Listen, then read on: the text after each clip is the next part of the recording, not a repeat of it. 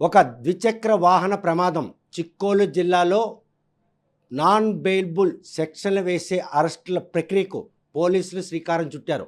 ఈ ఘటన పలాస నియోజకవర్గంలో చోటు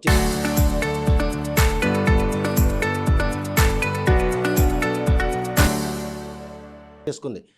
ఈ నెల 10వ తేదీన రాత్రి 9:30 గంటలప్పుడు మాజీ మంత్రి సీదిరి అప్పలరాజు తనయుడు అరవ్ వర్మ తన స్నేహితుడు సిద్ధార్థ కలిసి పలాస పారిశ్రామిక వాడలోని పాత 16వ నెంబర్ జాతీయ రహదారిపై ఒక గొర్రెల కాపరి దానయ్యని గుద్దేయడంతో ఘటనా స్థలంలో మృతి చెందారు. ఈ విషయంలో సాక్షులను తారుమారు చేసేందుకు ప్రయత్నించారని మాజీ మంత్రి సీదిరి అప్పలరాజుతో పాటు యాక్సిడెంట్కి పాల్పడినటువంటి అరవ్ వర్మ సిద్ధార్థులపై కూడాను నాన్ బెయిలబుల్ కేసు నమోదు చేసి ఈరోజు జైలుకి పంపించారు. ఈ పరిణామాలన్నీ కూడాను ఆ ప్రమాదం ఇంతలా రాజకీయ కక్షలకు దోహదపడుతుందా అన్నటువంటి చర్చనీయాంశంగా మారిన నేపథ్యంలో వైఎస్ఆర్ కాంగ్రెస్ పార్టీ రాష్ట్ర కార్యదర్శి పలాస నియోజకవర్గం వైఎస్ఆర్ కాంగ్రెస్ పార్టీ పరిశీలకులు ఎన్ని ధనుంజయ మనతో ఉన్నారు. ఒక ద్విచక్ర వాహనం అనుకోకుండా జరిగినటువంటి ఒక ప్రమాదం ఈరోజు నాన్ బెయిలబుల్ సెక్షన్లు వేసేందుకు దోహదపడినటువంటి పరిస్థితి శ్రీకాకుళం జిల్లాలో అందులోనూ పలాసలో చేసుకోవడం ఏ విధంగా తీసుకోవచ్చు ఈ పరిణామం? మేము ఒక బ్లాక్ డేగా అభివర్ణిస్తున్నాం. ఎందుకంటే ప్రజాస్వామ్యంలో ఇలువలతో కూడిన రాజకీయం చేయాలి. కానీ దురదృష్టవశత్తు అచ్చెన్నాయుడు గారు కానీ, రామ్మోహన్ నాయుడు గారు కానీ, సిరియస గారు కానీ అధికారం అనేది శాశ్వతమని వాళ్ళు భావిస్తున్నారు. ఇది ముమ్మాటికి నిజం కాదు.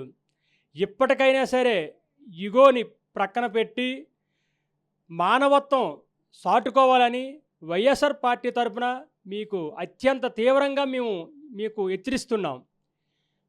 ఎందుకంటే అనుకోకుండా ప్రమాదవశాత్తు జరిగిన ఒక యాక్సిడెంట్ని ఈ విధంగా ఒక రాజకీయ కక్షపూరకంగా దిగజారుడు రాజకీయం మన జిల్లా కాదు, రాష్ట్రమే కాదు, దేశంలో ఎక్కడా లేనటువంటి ఇంత పరిస్థితి ఈ పలాస నియోజకవర్గంలో, అందులోకి ఒక మత్స్యకారుడు, ఒక ప్రముఖ వైద్యుడు, అటువంటి ఒక అద్భుతమైన ఒక మహా వ్యక్తి అయిన ఎంత సున్నితమైన మనస్తత్వం అంటే మాజీ మంత్రి గౌరవ అప్పలరాజు గారిది. ఆయన చిన్నపిల్లడి వాళ్ళ అంత చక్కగా ఎదుటివారిని గౌరవిస్తారు. కానీ అంతలా అందరితో కలివిడిగా ఉన్నటువంటి ఒక మాజీ మంత్రి కొడుకు ద్విచక్ర వాహనం యాక్సిడెంట్ గురైనప్పుడు అక్కడ ఎవరైతే ఢీకొట్టి చనిపోయాడో దానయ్య ప్రాణాలను కాపాడే ప్రయత్నం చేయకుండా కొడుకును కాపాడేందుకు ఆయన చేసినటువంటి ఆ పొరపాటు ఈరోజు తండ్రి కొడుకులు ఇద్దరిని కూడా జైలు పాలు చేసిందని చెప్పి బాహాటంగా ఆరోపణలు వినిపిస్తుంది. అది ముమ్మాటికి తప్పు. సిరియస గారు, అచ్చెన్నాయుడు గారు, నెక్స్ట్ రామ్మోహన్ నాయుడు గారు, పెద్దబాబు చిన్నబాబు ఆడుతున్న అతి పెద్ద డ్రామా. డైరెక్టర్ రాజమౌళి గారి డైరెక్షన్ వీళ్ళ దగ్గర ఎందుకు పనికిరాలేదు. ఎందుకంటే ఆ రోజు సీదిరి అప్పలరాజు గారు అబ్బాయి వర్మే 108కి ఫోన్ చేశారు. ఆ అబ్బాయి కానీ 108కి ఫోన్ చేయకపోతే అసలు ఈ విషయం అనేది బయటపడకపోను. ఆయన మానవతా దృక్పథంతో ఆయన కాబోయే వైద్యుడు, నీట్ ఎగ్జామ్ రాశారు. అటువంటి పిల్లవాడిని పట్టుకొని తన భవిష్యత్తుతో లేనిపోని సెక్షన్లు, మర్డర్ సెక్షన్లు పెట్టడం ఏంటి? ఇది అప్రజాస్వామికం. నిజంగా మనిషి అనేవాడికి ఎవరికైనా సరే మానవత్వం అనేది ఉంటే వెంటనే ఇద్దరికి కూడా విడుదల చేయవలసిందిగా ఇటు ప్రభుత్వాన్ని అటు కోర్టుని మేము రిక్వెస్ట్ చేస్తున్నాం. ముందు మనుషులు అన్న విషయాన్ని మర్చిపోవద్దని మీ వైఎస్ఆర్ పార్టీ తరఫున హెచ్చరిస్తున్నాం. చూస్తే కనుక ప్రస్తుతం పోలీసులు కూడా ఇందులో సీదిరి అప్పలరాజుకి సహకరించారని ఎస్ఐ సిఐపై కూడాను సస్పెన్షన్ వేటు పడింది. ఈ వేటు వెనుక సీదిరి అప్పలరాజు తప్పిదం వాళ్ళ మీద పడింది అనుకున్నారా, లేకపోతే కక్ష రాజకీయాల ధోరణిలోనే అధికారులు కూడా బలయ్యారను? ముమ్మాటికి కక్ష సాధింపే. ఎందుకంటే ఒక సిఏ గారిని, ఎస్ఐ గారిని కేవలంగా వాళ్ళ పాపము వాళ్ళ డ్యూటీ అంటే ప్రజలకు రక్షణగా ఉండవలసిన పోలీస్ డిపార్ట్మెంట్ని వీళ్ళు టీడీపీ కార్యకర్తల్లా వాడుకుంటున్నారు. ఇది నిజంగా అసలు ఎక్కడున్నాం మనం? ఒకప్పుడు బీహార్లో 25 సంవత్సరాల క్రితం బీహార్ రాష్ట్రంలో ఇటువంటి అలజడులు, ఇటువంటి ఇబ్బందికరమైన ప్రజలను ఇబ్బంది పెట్టే ఉన్మాద శాస్త్రాలు ఒకప్పుడు ఉండేవి. ఆంధ్ర రాష్ట్రంలో అసలు ఆంధ్ర రాష్ట్రం అంటే ఏంటి? అన్నపూర్ణ రాష్ట్రం అని ఒకప్పుడు దేశంలో మనకు గర్వంగా ఉండేది. అటువంటి అన్నపూర్ణ రాష్ట్రాన్ని ఈరోజు వీళ్ళ వ్యక్తిగత చేష్టాల కోసం, వ్యక్తిగత కక్ష కోసం ఒక మాజీ మంత్రివర్యుల్ని అందరికీ మత్స్యకారుడు అటువంటి వ్యక్తిని కేవలం ఇరికించాలి. అప్పలరాజు గారికి వాయిస్ ఉంది. అంటే ఆ అవకాశం మీరు కల్పించినట్టే అయింది. ఆ రోజు అరవర్మను గనక పోలీస్ స్టేషన్‌కి సరెండర్ చేసినా, లేకపోతే సరెండర్ చేస్తాం. గాయాలైనటువంటి కొడుకుని హాస్పిటల్‌కి తీసుకెళ్ళి చికిత్స చేయించడం అది తండ్రిగా ఎవరిదైనా బాధ్యత. కానీ ఆ సమాచారం ఇవ్వడంలో కూడాను గోప్యత పాటించి ఈరోజు ప్రతిపక్షాలకి మీరు అవకాశం ఇచ్చిన పరిస్థితి అప్పలరాజు వ్యవహరించారంటే? అదేమి కాదు. 100% అప్పలరాజు గారు ప్రముఖ వైద్యులు. ఆయనకి ఎదుటివారు రక్తంతో పాపం కుమారుడు రక్తపు మడుగుల్లో అంటే ఈ తలకు దెబ్బ తగిలింది, ఇక్కడ బొజ్జకు తగిలింది. ఇన్ని దగ్గరలో రక్తం విపరీతంగా ఒక ప్రవాహంలా రావడం వలన జనరల్గా ఎవరైనా భయపడతారు. అందులోకి తండ్రి స్థానంలో ఉన్నవారు ఎవరైనా అయ్యో నా కొడుకు ఏమైందని చెప్పేసి వెంటనే హాస్పిటల్ అదే తప్ప ఇంక అంతమంది ఇక్కడ ఏం దాపరకం లేదు. ఇది తప్ప పొరపాట? ఎందుకంటే అరవరమే ఢీకున్నాడు అన్న విషయాన్ని పోలీసులు సమాచారం ఇవ్వడంలో అప్పలరాజు వైఫల్యం ఈరోజు టీడీపీ కలిసి వచ్చింది. ఏమి కాదు, ఇది కేవలంగా అప్పలరాజు గారు అనే వ్యక్తిని రాజకీయంగా ఎదుర్కోలేక వీళ్ళు ఉన్మాద చేష్టాలు చేస్తున్నారు. ఇప్పటికైనా సరే రామ్మోహన్ నాయుడు గారు, అచ్చెన్నాయుడు గారు, శిరీష గారు ఇప్పటికైనా సరే మీకు కూడా భార్య పిల్లలు ఉన్నారు. పాపము ఆ శ్రీదేవమ్మ అప్పలరాజు గారి వైపు ఆవిడ మనోవేదన, ఆవిడ బాధ చూస్తుంటే నిజం కన్నీళ్ళు ఆగట్లేదు. మేము చాలా ఎక్కువసార్లు, ఎందుకంటే గతంలో నాకు కొద్ది పరిచయం, కానీ 6 నెలల్లో అక్కడ పలాస నియోజకవర్గం పరిశీలకుడు వేసిన తర్వాత ఆ కుటుంబంతో నాకు స్నేహ సంబంధాలు ఏర్పడ్డాయి. వాళ్ళ దగ్గరగా చూసిన వ్యక్తిని నేను. ఏ రోజు కూడా ఎదుటి వ్యక్తుల కోసం కుట్ర కుతంత్రాలు కానీ ఇంకోటి కొద్ది శాతనైతే హెల్ప్ చేయాలి, లేకపోతే లేదు, ఆ భావంతో ఉన్న వ్యక్తులు అటువంటి కుటుంబాన్ని ఈరోజు పాపం రోడ్డుకి ఈడిసి వాళ్ళ బాధ. శ్రీదేవమ్మ నాకు తెలిసి ఈ 15 రోజుల్లో ఏ ఒక్కరోజు కూడా భోజనం చేయట్లేదు ఆవిడ. ఎంతసేపు వాటర్ తాగి అలా ప్రాణాన్ని కాపాడుకుంటున్నారు. నా భర్త వస్తారు, నా బాబు వస్తాడని ఎదురు చూస్తుంది. అటువంటి కుటుంబాన్ని ఇలాగ రాజకీయ కక్షల ద్వారా ఆ కుటుంబాన్ని వాడుకోవద్దని మీ వైఎస్ఆర్ పార్టీ తరఫున మీ తాలూగా చర్యల్ని మేము ఖండిస్తున్నాం. నేను యాక్సిడెంట్ కేసులో A3గా ఉన్న సీదిరి అప్పలరాజుని మొన్న సాయంత్రం 4 గంటలు లిఫ్ట్ చేసినటువంటి పోలీసులు నిన్న సాయంత్రం 4:30 గంటలకి కోర్టుకి సబ్మిట్ చేశారు. అంటే ఒక యాక్సిడెంట్ కేసులో A3గా ఉన్నటువంటి ఒక మాజీ మంత్రి హోదాలో ఉన్న ఆయన్ని ఇంతలా ఇంటగ్రేట్ చేసినటువంటి పరిణామం కోర్టులో లాయర్లు కూడా విస్మయించింది. సెక్షన్లు కూడా నమోదు చేయడం. ఒక యాక్సిడెంట్ కేసులో ఇటువంటి పరిణామాలు మునుపెన్నడైనా చూసారా? గతంలో ఎక్కడా చూడలేదు ఇటువంటి విచిత్రమైన కేసు ఇది. నిజంగా రాజమౌళిని మరిపించేస్తున్నారు. ఎందుకంటే ఇది కేవలంగా ఒక కట్టు కథ. ఆ రోజు సీరియస్ గారు ఏమన్నారు, ముందు వాళ్ళ అబ్బాయిని రక్షించడం కోసమని 8.5 లక్షల రూపాయలకి బేరం ఆడారు. తరువాత ₹1,00,000 ఇచ్చారు. రెండో రోజు 7.5 లక్షలు ఇస్తామని ఇవ్వలేదు. అందుకే వాళ్ళు బయటపడ్డారని.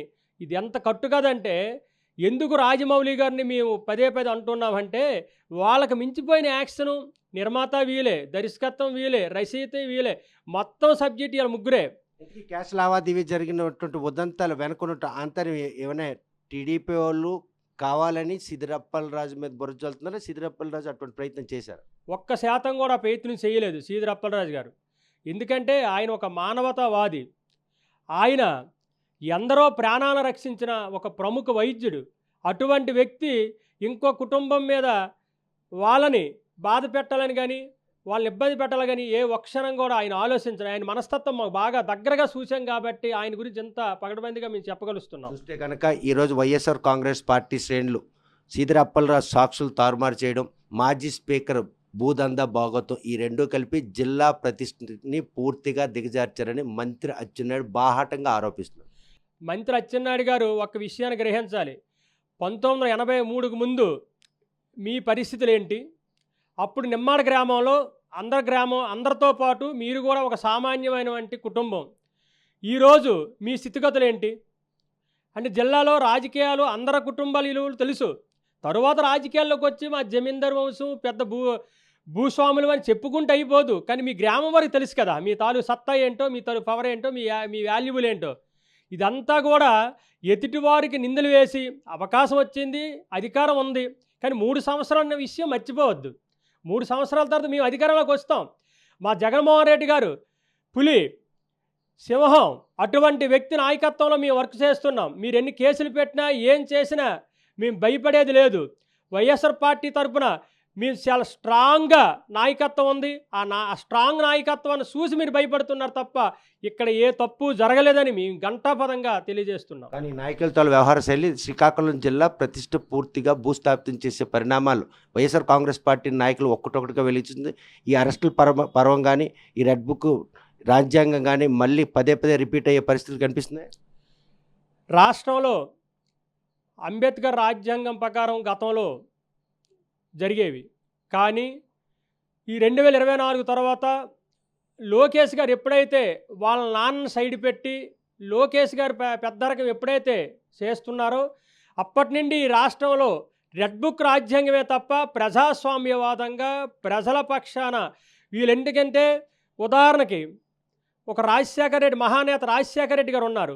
ఆయనకి ఒక ఫీజు రియంబర్స్మెంటు, ఒక ఆరోగ్యశ్రీ, రైతులకు ఉచిత విద్యుత్తు చెప్పుకోవడానికి ఒక బ్రాండ్ ఉంది. అలాగే మహానేత ఎన్టీఆర్కి ₹2 కిలో బియ్యం, అలాగే సమాన హక్కుగా మహిళలకి ఆయనకో చెప్పుకోవడానికి ఒక చరిత్ర ఉందో బ్రాండ్ ఉంది. అలాగే మా నాయకులు జగన్మోహన్ రెడ్డి గారికి మనకి స్వాతంత్రం వచ్చిన తర్వాత 11 కాలేజీలు మాత్రమే వస్తే 2019 to 24 మధ్యన 17 మెడికల్ కాలేజీలు తెచ్చి చరిత్ర సృష్టించారు. అలాగే సచివాలయ వ్యవస్థ తెచ్చారు, నాడు నేడు తెచ్చారు. పిల్లలకి 73,000 కోట్ల రూపాయలు ఖర్చు పెట్టి పిల్లల మేనమామగా వ్యవహరించారు. కానీ చంద్రబాబు నాయుడు ఇప్పుడు 19 సంవత్సరాల ముఖ్యమంత్రి, అంటే 4వసారి ముఖ్యమంత్రి. ఒక్కటంటే ఒక్కటి చెప్పమనండి.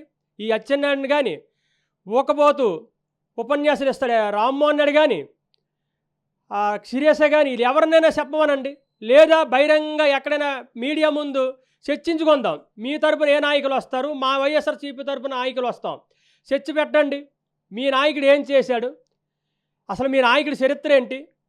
ఒక్కొక్కసారి మా పార్టీని గొడ్డల పార్టీ అంటున్నారు. అసలు మీ పార్టీ ఏది? ఈ ఎన్టీ రామారావు గారు పార్టీ టీడీపీ. మరి మీదేంటి? అసలు మీరు ఈ పార్టీకి సంబంధమే లేదు. నందమూరి టీడీపీని నారా టీడీపీగా మీరు మలుచుకున్నారు. అంటే ఉదాహరణకి ఒక 2 తులాలో 3 తులాలో చైన్ ఏదైనా దొరికిపోతే జైల్లో పెడుతుంటారు.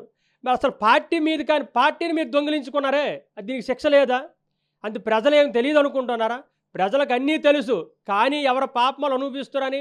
అందులోకి ముఖ్యంగా మన ఆంధ్రప్రదేశ్ రాష్ట్ర ప్రజలు చాలా మంచివారు, ఉత్తములు.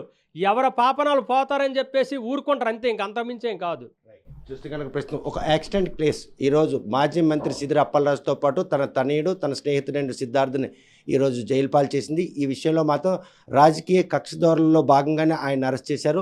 ఇప్పటి వరకు తెలుగుదేశం పార్టీ కక్షపూరిత రాజకీయం చేస్తుందో 2024లో అధికారంలోకి వచ్చినప్పటి నుండి వైఎస్ఆర్ కాంగ్రెస్ పార్టీ నాయకులను టార్గెట్ చేస్తున్న ఈ వ్యవహారం ప్రజలందరూ గమనిస్తున్నారు. భవిష్యత్తులో మాత్రం తగిన బుద్ధి చెప్పే రోజు వస్తుంది.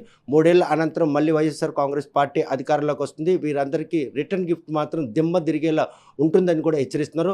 ఏవైతే సంక్షేమ పథకాల అమల్లో దివంగత నేత ఎన్టీఆర్ కావచ్చు, వైఎస్ రాజశేఖర రెడ్డి కావచ్చు, మాజీ ముఖ్యమంత్రి జగన్మోహన్ రెడ్డి గారు ఒక బ్రాండ్ అంటూ ఉంది. కానీ తెలుగుదేశం పార్టీ కానీ నాయకులందరూ కూడా తెలుగుదేశం పేరు చెప్పుకొని ఈరోజు ఎటువంటి బ్రాండ్ సృష్టించుకున్నారో వారికంటూ చెప్పుకోవడానికి ఏదైనా చరిత్ర ఉందని ప్రశ్నిస్తారు. ఈ విషయంపై ఎక్కడికైనా కూడాను బహిరంగ చర్చకు సిద్ధమని చెప్పేసి ఆయన పిలుపునిస్తున్నారు. మరి టీడీపీ నాయకులు దీని పరిణామాలు తీసుకుని ఆయన ప్రశ్నలకు సమాధానం చెప్తారా, లేకపోతే యూటర్న్ తీసుకుంటారా అనే విషయం వేచి చూడాల్సింది. వీడియో జర్నలిస్ట్ రామకృష్ణతో సత్యం, RTV శ్రీకాకుళం.